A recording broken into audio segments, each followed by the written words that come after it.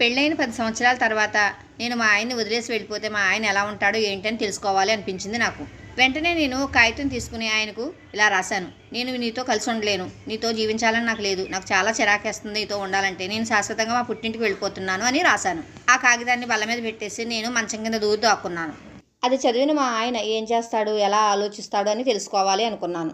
మా ఆయన ఇంటికి వచ్చి టేబుల్ మీద ఉన్న ఉత్తరాన్ని చూసి పెద్దగా నవ్వుతూ, ఈ రోజు నుంచి నేను చాలా ఆనందంగా ఉన్నాను. నా పెళ్ళం పుట్టింటికి వెళ్ళిపోయింది. నాకు ఇంకా ఏ అడ్డు లేదు. ఇప్పటి నుంచే నా జీవితం మొదలయ్యింది అని పెద్దగా నవ్వుతూ వెంటనే ఒక ఫోన్ చేసి, స్వాతి ఎక్కడున్నావు? ఇక నాకు అంతా సంతోషమే.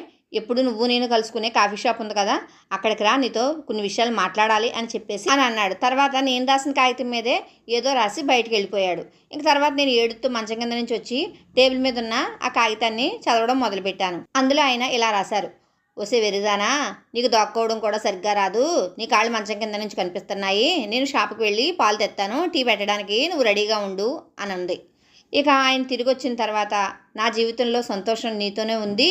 నువ్వు అర్థం చేసుకోవడంలోనే సగం జీవితం గడిచిపోయింది అని చెప్పారు. ఇక తర్వాత ఏముంది, నేను ఆయన హత్తుకుని క్షమించమని కోరుకున్నాను. నేను అనుకున్నది ఒకటి, ఇక్కడ జరిగింది ఒకటి.